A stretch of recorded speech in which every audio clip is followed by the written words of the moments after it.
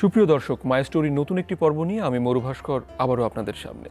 পুরো পৃথিবীর মানুষ যখন নিজের ইচ্ছা পূরণ করতে ব্যস্ত, তখন কেউ কেউ স্রোতের বিপরীতে যে অন্যের ইচ্ছা পূরণ করা নিয়ে ব্যতিব্যস্ত হয়ে আছেন। এমনই একজন মানুষ যিনি অন্যের ইচ্ছা পূরণ করার জন্য তার জীবন সঁপে দিয়েছেন, সেরকম একজনের গল্প নিয়ে আজকে আমাদের এই পর্ব। আজ আমার সাথে স্টুডিওতে উপস্থিত আছেন মোহাম্মদ সৌরভ ইমাম। আমরা তার মুখ থেকেই শুনবো তার ইচ্ছে পূরণের গল্পগুলো। কেমন আছেন সৌরভ ভাই? জি ভালো, থ্যাংক ইউ। আপনি কেমন আছেন? আমি ভালো আছি।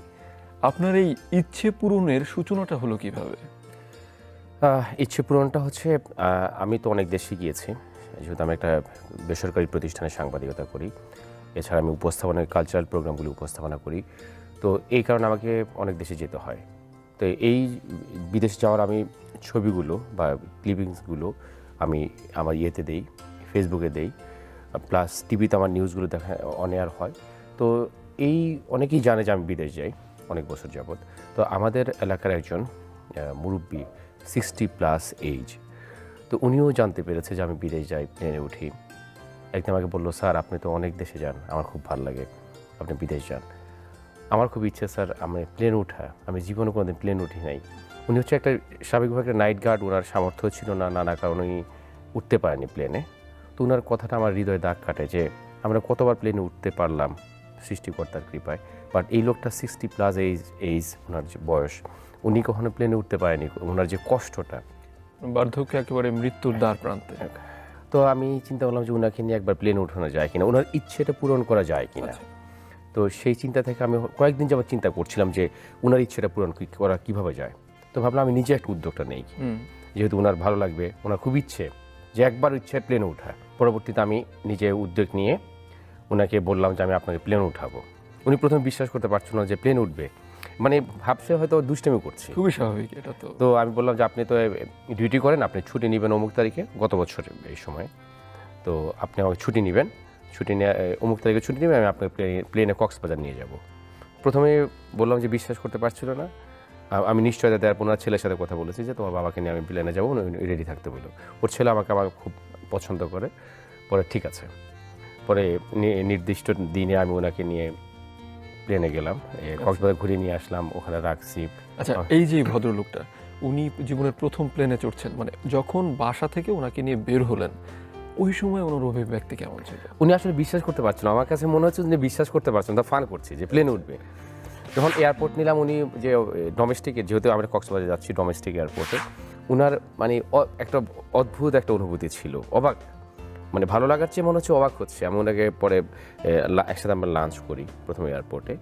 লাঞ্চ করার পরে যখন উনি প্লেন ওঠানোর জন্য টারমাকে নিয়ে গেলাম, এরপরে ওই অনুভূতি, বড় বড় বিমান দেখুন হা করে তাকিয়ে আছে, একটা কথা বলতেছে না, বিশ্বাস করেন একটা কথাও বলতেছে না। যে কী বলবো, উনি ওখানটা যে ইন্টারন্যাশনাল যে এয়ার ফ্লিটগুলো, যে বিমানগুলো, উনি দেখে শুধু তাকে আছে, আমার দিকেও তাকাচ্ছে না। শুধু ওই যে আমরা ছোটো ডোমেস্টিকে কিন্তু বিমানটা একটু দূরে থাকে, বেশ দূরে থাকে, তো ওখানে ছোটো গাড়িগুলো দিয়ে নেওয়া যাওয়া হয়। তো আমাদের জন্য ওখানে তো আবার পার্কিং এ বাংলাদেশের যে বোয়িং বিমানগুলো আছে ওগুলো থাকে, হ্যাঁ বড় থাকে, 787 ড্রিমলাইনার বা অন্যগুলো যেগুলো থাকে, হ্যাঁ এগুলো থাকে। তো উনি এগুলো দেখে দেখে বেশ মানে মুগ্ধ হয়ে যাচ্ছে। উনি যে ছোটো গাড়িগুলো দিয়ে আমরা টারমাকে যাচ্ছি আমাদের যে কাঙ্ক্ষিত গন্তব্যে, যে প্লেনে উঠবো আমরা ডোমেস্টিকের ফ্লিটের মধ্যে, তো ওখানে নিয়ে যাওয়ার সময় উনি প্রত্যেকটা বিমানের দিকে মানে অপলক দৃষ্টিতে তাকিয়ে আছে। আমি উনি ফলো করছিলাম যে অনুভূতিটা, হ্যাঁ। তো যখন নিয়ে গেলাম, প্লেনে উঠাচ্ছি, উনি একদম কেমন রোবটের মধ্যে। তো উনি প্লেনে উঠলো, উঠার পরে তখন এবার একটু মানে ওনার মধ্যে যেন প্রাণ আসছে, হ্যাঁ, তবু হাসি হাসি ভাব। আচ্ছা, বিমানে উঠে ওনার প্রথম কথা কি ছিল? বিমানে ওঠার পরে মানে কথা, আমার সাথে কথা বলতেছে না, ঠিক আছে, আমি যেখানে যেভাবে বলতেছি ঠিক রোবটের মতো এই কাজগুলো করে যাচ্ছে, ঠিক আছে। পরে আমি একবার জিজ্ঞেস কেমন লাগতেছে, অনেক ভালো, ওনার বরিশাল অনেক ভালো লাগতে আছে, ঠিক আছে, ওনার বাড়ি হচ্ছে পটুয়াখালী, অনেক ভালো লাগতে আছে। তো আমাদের খাবার টাবার দেওয়া হলো। সবচেয়ে আমার মানে একটা প্রশ্ন উনি আমাকে করলো মাঝ আকাশে, যখন কক্সবাজার যাওয়ার পথে আকাশের মাঝ পথে উনি বললো, স্যার বিমান কি চলতে আছে? মানে হচ্ছে কি, একটা যখন পর্যায়ে যায়, যখন টেক অফের সময় যখন বিমান উঠে, ওই সময় তো বোঝাই যাবে 10,000 ফিটের পরে তো আর কিছু বোঝা যায় না, তখন তো একদম স্টেবিলিটি হয়ে যায়, একদম স্থির হয়ে যায়, আপনার মুভমেন্ট না হলেও বোঝা যায় না যে বিমানটা চলছে কিনা। তো উনি আমার বলতে, স্যার বিমান কি চলতে আছে? আমি হ্যাঁ, বিমান না চললে আমরা কীভাবে যাচ্ছি, আর বিমানটা মাঝ আকাশে না চললে তো ধাপ করে পড়ে যাবে নিচে, হ্যাঁ। তো বলতেছে কোনো বুঝতে পারতেছি না। তো সব কিছু মিলিয়ে যে পুরোটা পথ যতটা কক্সবাজারে যে সময়টা লাগে আমিও খুব ফলো করেছি ওনার মুভমেন্টগুলো, ওনার অনুভূতিগুলো, এটা ভাষায় প্রকাশ করার মতো না। পরে ওখানে যাওয়ার পর আমি ওনার একটা অনুভূতি জানতে চাই কেমন লাগতেছে। স্যার জীবনের স্বপ্ন ভাবিনি যে আমার ইচ্ছাটা পূরণ হবে, আমার ইচ্ছেটা যে পূরণ হয় আমি কল্পনাও করতে পারি না। আপনি স্যার আমার ইচ্ছেটা পূরণ করছেন, আমার জীবনে এটা সেরা উপহার, সেরা সবচেয়ে ভালো লাগার মুহূর্ত হচ্ছে আমি বিমানে ওঠাটা। তো এই যে ওনার ইচ্ছাটা যে পূরণ হলো, মানে আমার জার্নির স্টার্টটা, আমি ভাবলাম যে এটা কন্টিনিউ করতে পারি। দেখেন আমরা হচ্ছে কি, যেহেতু আমরা হয়তো আমাদের অনেক টাকা নেই, বাট আল্লাহর রহমতে আমরা তো অনেক ইচ্ছে পূরণ করতে পারছি, আমরা মা বাবা হোক যে কোনোভাবে আমার নিজের ইচ্ছে। বাট অনেক মানুষ আছে যাদের ইচ্ছে ধারে কাছে যেতে পারে না। তো আমি ভাবলাম যেহেতু আমার অনেক টাকা না থাকলেও আমার যে সীমিত, আমার যে রেঞ্জ, আমি এই রেঞ্জের মধ্যে থেকে আমি চেষ্টা করব কিছু মানুষের কিছু ইচ্ছে পূরণ করার জন্য। এরপর থেকে আমার যাত্রাটা শুরু এবং গল্পের শুরু এখান থেকে। আচ্ছা, আপনার যাত্রাটা আমরা শুনলাম, এখন আমরা একটু জানতে চাই যে আপনার আয়ের ব্যাকগ্রাউন্ড কি, বা আপনি কি প্রফেশনে আছেন? জি, আমি একটা বেসরকারি টেলিভিশনে সাংবাদিকতা করছি প্রায় 1 দশকের বেশি সময়। তো এছাড়া আমি হচ্ছে কনসার্টে উপস্থাপনা করি, ইভেন্ট ম্যানেজমেন্ট। আচ্ছা, বিভিন্ন শিল্পীদের নিয়ে দেশে বিদেশে প্রোগ্রাম করছি অনেক বছর যাবে। আমি স্টুডেন্ট লাইফ থেকে করি, তো এখান থেকে আমার কিছু আর্নিং হয়। আমার যেহেতু একটা সাংবাদিকতা করি, এখান থেকে কিছু আর্নিং হয়। তো এই আর্নিং থেকে আমার ইচ্ছেটা, আমি বলেছি আমি খুব বড় পরিসরে করতে পারবো না, আমার রেঞ্জের মধ্যে থেকে আমি চেষ্টা করি কিছু মানুষের ছোটো ছোটো হাসিগুলো ফোটানোর জন্য, ছোটো ছোটো ইচ্ছেগুলো পূরণ করার জন্য। এতে খুব বেশি টাকা প্রয়োজন হচ্ছে না, মানে আমার থেকেই করছি। এর মধ্যে একজন শুধু একটা ইচ্ছে পূরণে, একটা অসহায় বৃদ্ধা মহিলা, ওনার স্বামীকে দুষ্কৃতিকারীরা মেরে ফেলেছে ওনার অভিযোগ। তো উনি বর্তমানে 2 সন্তান নিয়ে খুবই কষ্টের মধ্যে আছে। উনি বললো আমাকে যে কোনোভাবে আমার সাথে যোগাযোগ করেছে, অনেকেই যোগাযোগ করে এখন। তো উনি যোগাযোগ করার পর ওনার গল্পটা শোনার পর আমি ভাবলাম ওনার জন্য কিছু করার, বাট ওনাকে করতে হলে কিছু বেশি টাকা প্রয়োজন। পরে এর মধ্যে আমি ইংল্যান্ড গিয়েছিলাম এর আগে। ইংল্যান্ডে আমার একজন ভক্ত আছে, উনি আমার কাজগুলি দেখে খুব অনুপ্রাণিত। তো উনি আমাকে বলেছে, ভাই যদি কোনো বড় পরিসরে হেল্প লাগে আমাকে একটু বলবেন, আমি চেষ্টা করবো। পর ওনাকে এই ভদ্র মহিলার কথা বললাম যে ওনার স্বামীকে মেরে ফেলেছে, উনি খুব কষ্টে আছে, উনি নিজের পায়ে দাঁড়াতে চায়, ভিক্ষা করতে চায় না, কারো কাছে হাত পাততে চায় না। ওনার ইচ্ছে হচ্ছে নিজের পায়ে দাঁড়িয়ে ওনার ছেলে মেয়েদেরকে মানুষ করবে। উনি বলে ঠিক আছে আমি হেল্প করবো। পরে ওনার থেকে ছোট্ট একটা সাহায্য নিয়ে আমি ওই মহিলাকে প্রতিষ্ঠা করার জন্য একটা চেষ্টা করেছি। তো মহিলা খুবই খুবই খুশি হয়েছে, স্বাভাবিকভাবে তিনি বর্তমানে চেষ্টা চালিয়ে যাচ্ছেন। মহিলার জন্য কি করলেন আপনি? উনি এবং ওনার একটা পার্শ্ববর্তী মহিলা, উনিও খুব কষ্টে আছে, ওনার স্বামী নেই। তো পাশাপাশি 2 মহিলা, যেহেতু ওরা পাশাপাশি থাকে, দুজনকে আমি 2 সেলাই মেশিনের ব্যবস্থা করেছি এবং কিছু ফিনান্সিয়ালি কিছু সাপোর্ট চেষ্টা করেছি যেন ওরা নিজের পায়ে দাঁড়াতে পারে। ওনার ইচ্ছা হচ্ছে যে ইচ্ছে অনুযায়ী আর কি, যে উনি কারো কাছে হাত পাতবে না, ওনার ইচ্ছে নিজের পায়ে দাঁড়ানো। আপনার তো আরও অন্যরকম ইচ্ছা হতেই পারতো, মানে আপনি তো মানুষ, কেন আপনার এই ছোট ছোট ইচ্ছাগুলো পূরণ করতে হবে? আপনি তো এমন হতে পারে যে আপনি এই যা ইনকাম করছেন, যেভাবে চলছেন, আপনি ঘুরতে পারতেন, আপনি নিজে বেড়াতে পারতেন, খেতে পারতেন। এত কিছু ফেলে কেন আপনার মনে হলো যে না, আপনার এই ছোট ছোট সামর্থ্যগুলো দিয়ে ছোট ছোট ইচ্ছাগুলো পূরণ করতে পারবেন মানুষের? দেখেন, আমরা পৃথিবীতে আসছি একবারের জন্য, আমি বিশ্বাস করি একবারের জন্য আসছি, চলে যাবো একবারে। তো আমি মনে করি যে আমরা খাবার তো অনেক খেয়েছি। আমি আর বিদেশের কথা বললেন, ঘোরার জন্য আমি অনেক দেশে গিয়েছি, ইউরোপ, অস্ট্রেলিয়া, এশিয়ার অনেক দেশে গিয়েছি আমি। তো আমার ছোট্ট জীবনে, আমার এই জীবনে আমার অনেক ইচ্ছে পূরণ হয়েছে। তো আমরা একবারের জন্য যখন এসেছি, একটা দাগ রেখে যেতে চাই, যেন আমি মারা যাওয়ার পরে মানুষ বলে যে একটা ভালো কাজ হয়েছে ওনাকে দিয়ে, আমাকে দিয়ে একটা ভালো কাজ হয়েছে মানুষ যেন বলতে পারে। ওই প্রেক্ষাপটে আমি চেষ্টা করেছি যে মানুষের জন্য কিছু করা। আর মানুষের জন্য করার মধ্যে যে একটা আনন্দ আপনি দেখবেন, যে অন্যের জন্য একটা উপকার করা, এটা যে কী আনন্দ, করার শেষে যে আপনার যে একটা অনুভূতি হয়, সেটা আপনি অন্য কিছুর সাথে মিলাতে পারবেন না। ঠিক আছে, তো এই জন্য আমার এই উদ্যোগটা নেওয়া। আচ্ছা, এই যে আপনি মানুষের উপকার করছেন, এটা কি কখনো ভুল বোঝাবুঝি তৈরি হয় না কোনো মানুষের সাথে আপনার? না, এখন পর্যন্ত হয়নি।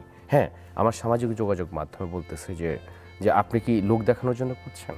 যদি মানুষের উপকারই করেন তাহলে এগুলো কেন পাবলিশ করছেন? তো আমার কথা হচ্ছে, ভাই আমি যদি লোক দেখানোর জন্য একটা ভালো কাজ করি, আপনিও করেন, আরেকজন করুক।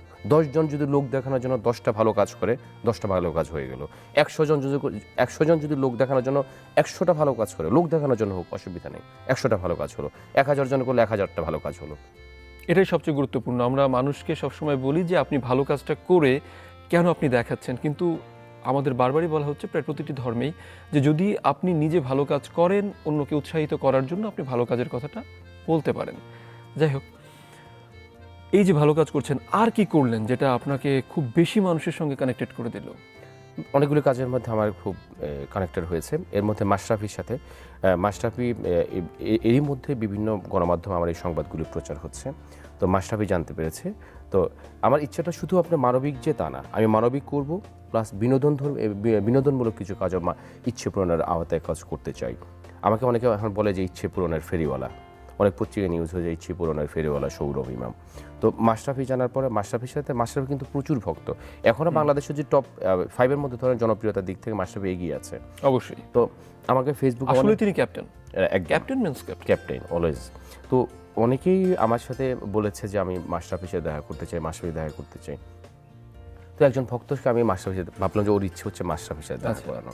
মাশরাফির সাথে যোগাযোগ করার পর উনি অ্যাপ্রিসিয়েট করলো, ওয়েলকাম জানালো যে আমি আপনার এই উদ্যোগটা আমার কাছে খুবই অসাধারণ লেগেছে, অবশ্যই আমি সময় দিব। উনি আমার প্রায় 2 ঘন্টা সময় দিয়েছেন। মাশরাফি অনেক সময় দিয়েছেন আমাকে। ওনার অফিসে নিয়ে গেলাম, মাশরাফি ওনাকে একটা জার্সি উপহার দিয়েছে।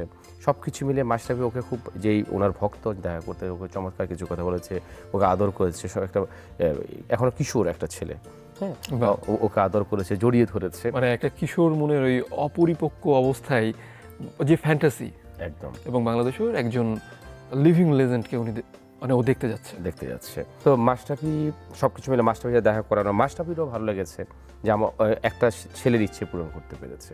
এটা আমাকে খুব ভালো লেগেছে। যেমন কিছু মানুষের চোখের কান্না আমাকে ইচ্ছে পূরণ করার পরে বা আগে পরে হৃদয়ে ছুঁয়েছে, আবার কিছু মানুষের হাসি যেমন মাশরাফি দেখা করার পরে।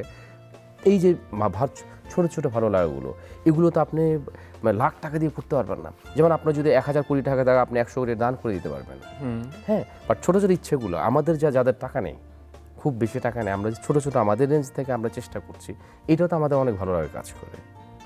এটা তো আপনি লাখ টাকা দিয়ে আমরা পারবো না, অন্য মানুষের যাদের অঢেল টাকা আছে ওদের মতো আমরা করতে পারবো না। বাট আমরা আমাদের রেঞ্জ থেকে যেটা করছি, এটা তো আমাদের অনেক। আপনি তো অনেক ব্যস্ত মানুষ, আপনি নিজে যেহেতু একটা স্যাটেলাইট টেলিভিশনের সাথে যুক্ত আছেন, সাংবাদিকতা, এরপর ইভেন্ট ম্যানেজমেন্ট বা বিভিন্ন কালচারাল কনসার্ট, এর ভেতর থেকে এই সময়গুলো বের করেন কিভাবে? হ্যাঁ, এটা একটু টাফ হয়ে যায়। তবে হ্যাঁ, দেখেন আমরা তো একটা কাজ করছি, সাংবাদিকতা করছি বা যাই করছি, আপনি যদি পরিকল্পনা থাকে যে আমি এই সময়টাকে আমি এইভাবে ভাগ করে নিব, এই কাজটা এইভাবে করব, খুব সমস্যা হয় না।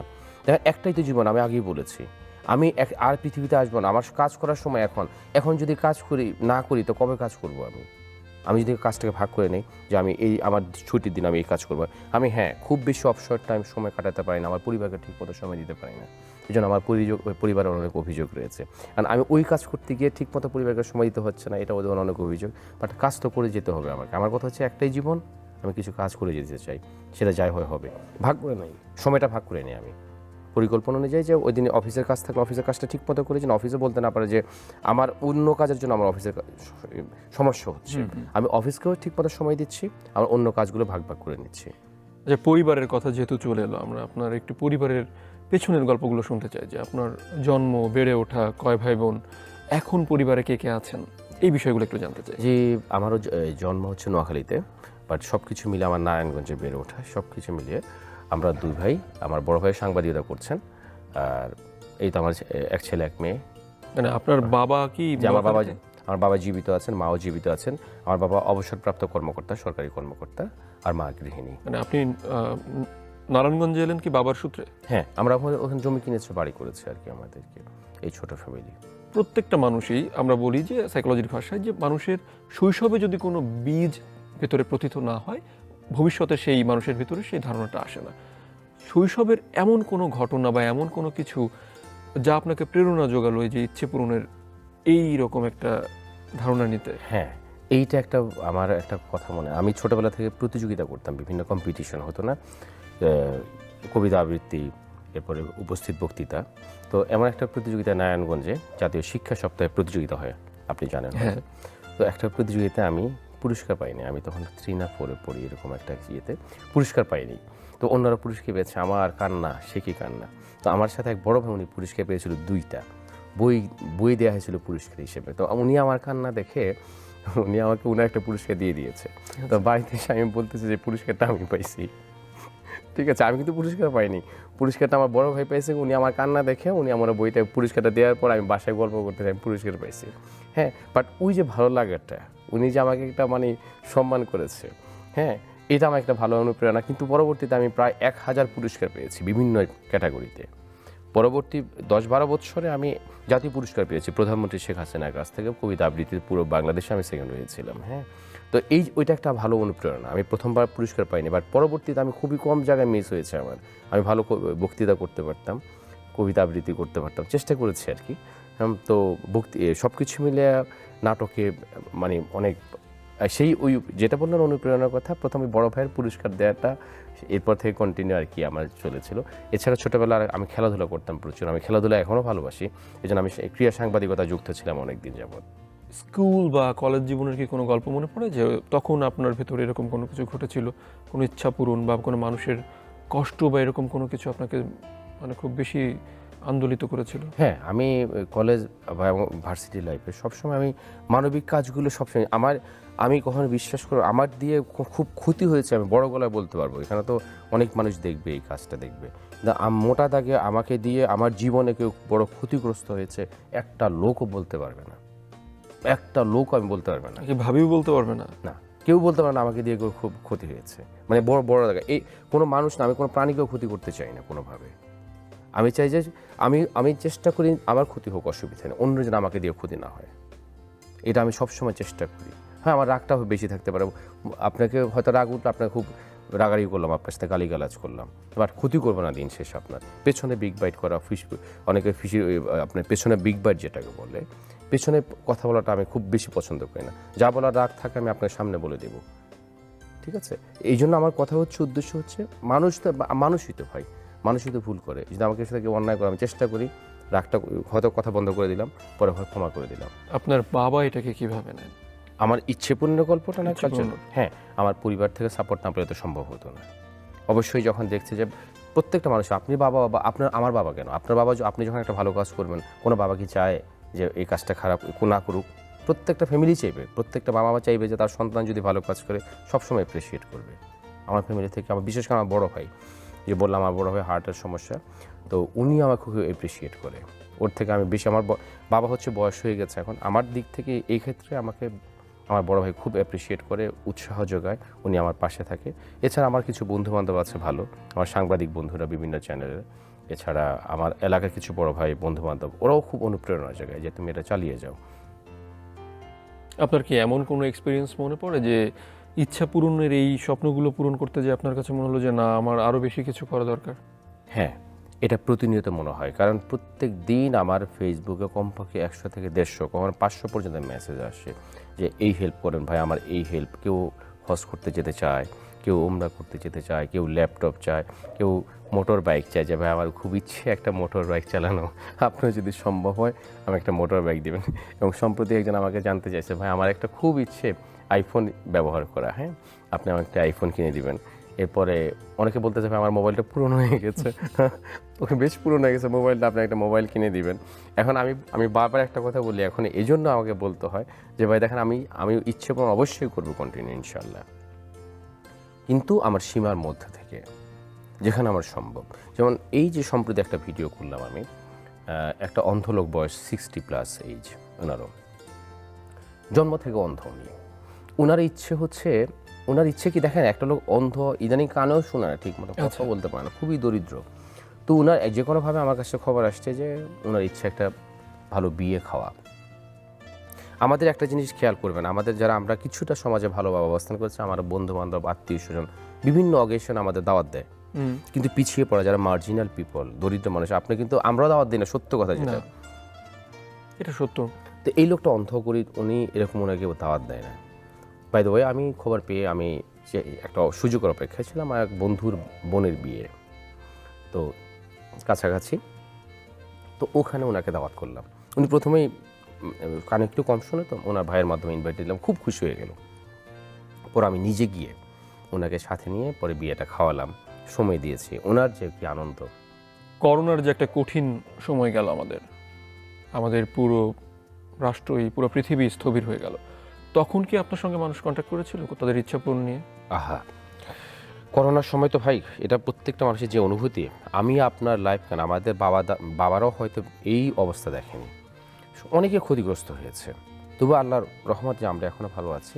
এর মধ্যে অনেক যোগাযোগ করেছে এক ভদ্রলোক, ওনার একটা চাকরি ছিল, পরে করোনার কারণে চাকরিটা চলে যায়। ব্যবসা করছে সেটাও ক্ষতিগ্রস্ত হয়েছে। তো উনি যে কোনোভাবে আমার সাথে যোগাযোগ করেছে। ওনার 2টা ছেলে মেয়ে মাদ্রাসায় পড়ে, একটা চাকরির প্রয়োজন, খুবই কষ্টে আছে। তো আমি আমার এলাকার এক ভাই, ওনার একটা ডিপার্টমেন্টাল স্টোর আছে, ওনাকে বলার পর উনি এগিয়ে এসছে এবং চাকরিটা দিয়েছে।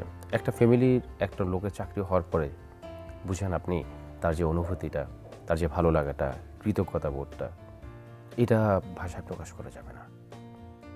অদ্ভুত একটা অনুভূতি হয়। আসলে এই করোনার সময় আমরা দেখেছি মানে ঢাকা শহরের প্রায় 10% মানুষ ঢাকা ছেড়ে গেছে। হ্যাঁ, একদম। ওরা অনেকে সারভাইভ করতে পারেনি। এরপরে আমি আরেকটা আমার ভালো লাগে বলবো যে পথ শিশুদের নিয়ে আমি কাজ করি। আমি পথ শিশুদেরকে বিশেষভাবে এখন ভালোবাসা দিবসে ইচ্ছে পূরণটা করি। কারণ ভালোবাসা দিবসে আমাদের বন্ধুবান্ধব অনেকে উইশ করে, আপনাকেও করে, পরিবার থেকে করে, কিন্তু পথ শিশুদের দেখছেন কখনো কেউ উইশ করতে? কেউ করে না। এই জন্য আমি ভালোবাসা দিবসে পথ শিশুদের স্পেশাল লাঞ্চের ব্যবস্থা করছি গত কয়েক বছর যাবত। এটা আমার ইচ্ছে পূরণ আগে থেকেই করছি, কিন্তু এখন এটা ইচ্ছে পূরণ না, কারণ ওদের হচ্ছে পথ শিশুদের বড় চাওয়াটা কি জানেন? ওদের পোশাক না, ওদের বড় ইচ্ছেটা হচ্ছে ভালো খাবার। খেয়াল করবেন, আপনি খেয়াল করবেন, দেখেন পথ শিশুরা হচ্ছে খাবারের জন্য, ওদের পোশাক যাই হোক, আপনি খাবার দিবেন, সবচেয়ে বেশি খুশি আর কিচ্ছু না।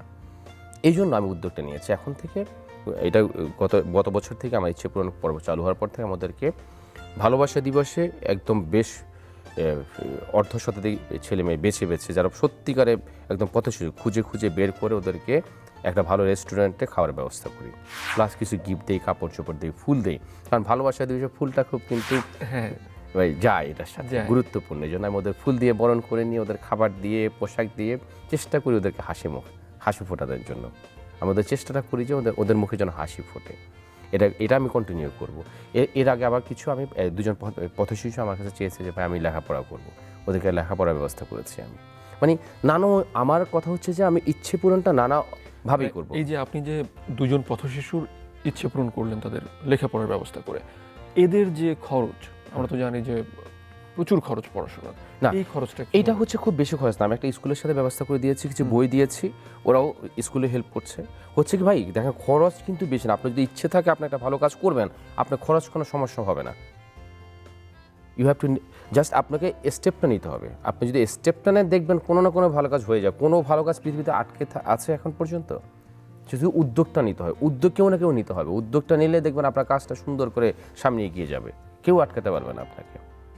খুব বড় কিছু না কিন্তু। আমরা তো হচ্ছে ইচ্ছে পূরণ, আমার যে ইচ্ছে পূরণটা কেউ বলবো না যে 5 তলা বিল্ডিং করে দিতে, ছোট্ট পরিসরে যে কেউ করতে পারে। আমি মনে করি যে অন্য কেউ আসুক, এরা অন্য কেউ কারো ইচ্ছে পূরণ করুক, কারো হেল্প করুক, দেখবেন পৃথিবীটা খুব সুন্দর হয়ে যাবে। এখন কি ওদের সঙ্গে যোগাযোগ রাখছেন যে ওরা ঠিকঠাক মতো পড়াশোনা করছে কিনা? হ্যাঁ, এখনও পড়ছে, এখনও ছোট, মাত্র 1 বছর হলো। তো এখনও হচ্ছে ওরা তো লেখাপড়া কখনো আসলে করেনি, ওইভাবে করেনি। তো একটু সময় দিতে হবে ওদেরকে।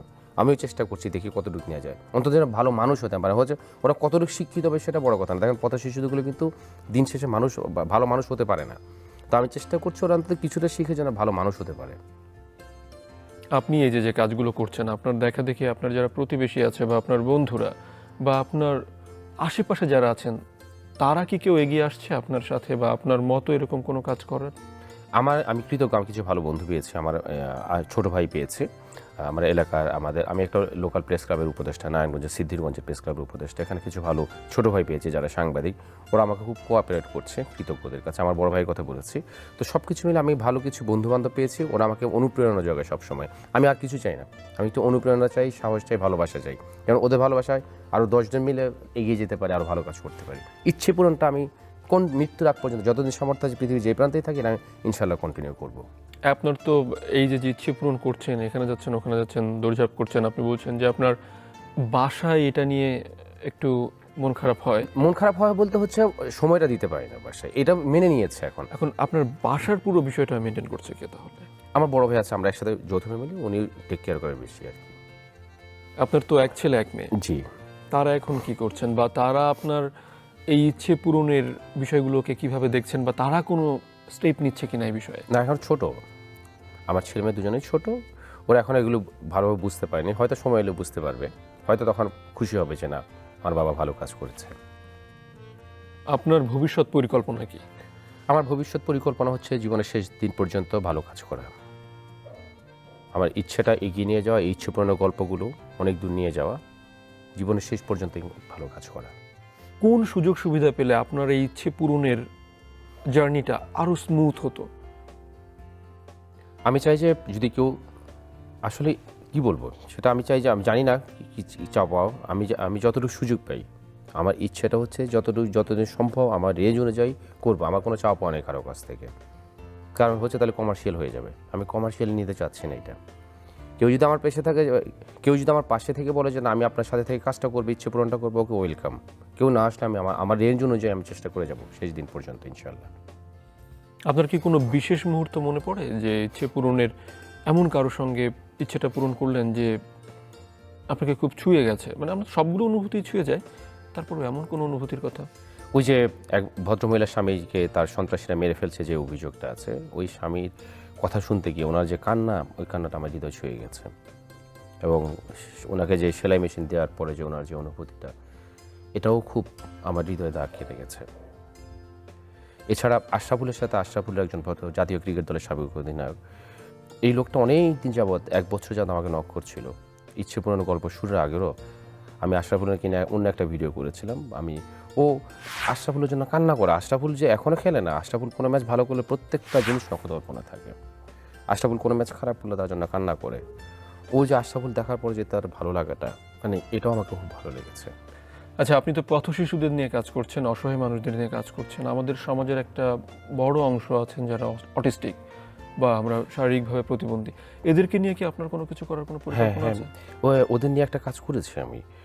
সম্প্রতি একটা প্রতিবন্ধী ছেলে, ও একটা দোকানে কাজ করে। দেখেন, প্রতিবন্ধী, আমার কাছে এই জিনিসটা খুব ভালো লাগে যে আপনি মার্জিনাল পিপল, প্রতিবন্ধী, অসহায়, বাট আপনার কাছে হাত পাচ্ছেন না, কারোর কাছে হাত পাচ্ছেন না, ভিক্ষা করছেন না, চেষ্টা করছেন নিজে কিছু করার জন্য। এরকম একটা ছেলে, ও জন্ম থেকেই হচ্ছে প্রতিবন্ধী, ওর বাবাও প্রতিবন্ধী, ওর একটা ভাই প্রতিবন্ধী। তো ওকে আমি ওর খেলার আগ্রহ, প্যারা ব্যাডমিন্টন একটা আছে, ও ব্যাডমিন্টন খেলতে চায়, ওকে আমি ইনক্লুড করে দিয়েছি। তো এখানে আমাকে হেল্প করেছে একজন জাতীয় ব্যাডমিন্টনের সাবেক একজন তারকা, এনায়েতুল্লাহ ভাই। ওনাকে বলছিলাম যে ও খেলতে চায়, উনি ওকে ইনক্লুড করেছে। এবং পরে একদিন এই ছেলেরা আমাকে বলল, ভাই আপনি তো বিদেশ যান, আমার একটু বিদেশ যাওয়ার ইচ্ছে। আচ্ছা, এখন আমার তো ভাই একটা প্লেন উঠাতে পারি, বাট বিদেশ পাঠানোর এই এত বড় সামর্থ্য এই মুহূর্তে আমার টাকাটা নেই। পরে এনায়েতুল্লাহ ভাইকে বললাম যে ওই ছেলেটা তো বিদেশ যেতে যাচ্ছে, আপনি যদি একটু ওই বিদেশ পাঠানোর ব্যবস্থা করেন, ঠিক আছে? তো উনি অপেক্ষায় ছিল, উনি বললো ঠিক আছে। উনি আমাকে খুব পছন্দ করে আমার কাজগুলো, এনায়েতুল্লাহ ভাই। পরে উনি হচ্ছে এই ছেলেটাকে একটা বাহরাইনে সম্প্রতি একটা টুর্নামেন্ট হয়েছে, বললো সৌরভ ভাই একটা এই সুযোগ পাইছি, ওকে পাঠানো যাবে। হ্যাঁ, ও একটু ভালো খেললে হবে, বাট ওকে আমি তৈরি করে নেব। বাট তৈরি করে পরে ওকে বাহরাইন পাঠাইছে। বুঝছেন, একটা প্রতিবন্ধী ছেলে, ও জীবনে ঢাকার বাইরে যায় কিনা সন্দেহ। ঢাকার বাইরে না, ও তো একটা গণ্ডির বাইরে যেতে পারে না। সেখান থেকে সে ঢাকা তো আসছে, টুর্নামেন্ট খেলছে এবং বাহরাইন পর্যন্ত মরুদেশে, এবং ওকে 5 স্টার হোটেলে রাখছে ওখানে। এটা মানে মানুষের ইচ্ছে থাকলে যদি চেষ্টা করে দেখেন, আপনি বললেন যে কিভাবে সম্ভব। আমরা কিন্তু এখানে শুধু অনুরোধ করেছি, আমি প্রসেসটা তৈরি করেছি, আমার কিন্তু 1 টাকাও খরচ হয়নি। বাট এই প্রতিবন্ধী ছেলেটার ইচ্ছেটা পূরণ হয়ে গেল। এই সদিচ্ছাটা কজনের থাকে যে একজন মানুষের আমি উপকার করব, তার ইচ্ছাটা পূরণ করব? সদিচ্ছাটাই আসলে খুব গুরুত্বপূর্ণ, যেটা আপনি বলছিলেন। একদম। তো ইন ফিউচার কি এরকম কোনো কিছু করার ইচ্ছা আছে যে শুধুমাত্র পথশিশু বা অটিস্টিক যারা আছে বা প্রতিবন্ধী যারা আছে এদের জন্য বিশেষ কোনো কিছু? হ্যাঁ, এটা হচ্ছে বেশি, কারণ হচ্ছে আমি বলেছি আমার মানবিক ইচ্ছে পূরণ থাকবে অবশ্যই, পাশাপাশি আমি বিনোদনমূলক কিছু করব, যেমন অনেকে তারকার সাথে দেখা করতে চায়, সেটা তো করবই। প্লাস এই যে অটিস্টিক প্রতিবন্ধী, ওরাই তো দেখেন আমাদের 2টো হাত আছে, পা আছে, আমরা দেখতে পাচ্ছি। যারা প্রতিবন্ধী ওদের জন্য একটু বেশি করা দরকার না? অবশ্যই, ওদের জন্য বেশি করার চেষ্টা থাকবে আমার রেঞ্জ অনুযায়ী। এই অনুষ্ঠানের মাধ্যমে দর্শকদের আপনি কি বলতে চান? আচ্ছা, দর্শকদের উদ্দেশ্যে একটা কথাই বলার আছে যে প্রত্যেকে একটা করে ভালো কাজ করেন, চেষ্টা করবেন যে একটা ভালো কাজ করেন। দেখবেন প্রত্যেকে যদি আমরা একটা করে ভালো কাজ করি, ধরেন কথার কথা, আমরা 18 কোটি মানুষ যদি প্রতিদিন 1 কোটি মানুষ একটা করে ভালো কাজ করে, 1 কোটি ভালো কাজ হবে। হ্যাঁ, তো আমি চেষ্টা করবো আমার উদ্দেশ্য সবাই পজিটিভ হন, ভালো কাজ করেন, দেখবেন পৃথিবীটা অনেক সুন্দর হয়ে উঠবে। প্রযুক্তি মানুষের জীবনকে করেছিল আরও গতিশীল, যে গতির সঙ্গে তাল মেলাতে যে মানুষ থেকে হয়ে পড়েছিল বিচ্ছিন্ন। এখন এই প্রযুক্তি আবার মানুষকে মানুষের পাশে এনে দাঁড় করিয়েছে, করছে সম্পর্কগুলো আরও সুদৃঢ়। সুপ্রিয় দর্শক, এরকম আরও সুদৃঢ় গল্প নিয়ে, আরও মানুষের পাশে দাঁড়ানোর গল্প নিয়ে নতুন কোনো পর্বে আমি মরু ভাস্কর আবারও আসবো মাই স্টোরির নতুন কোনো সেটে। ভালো থাকবেন, সুস্থ থাকবেন, ততদিন শুভকামনা।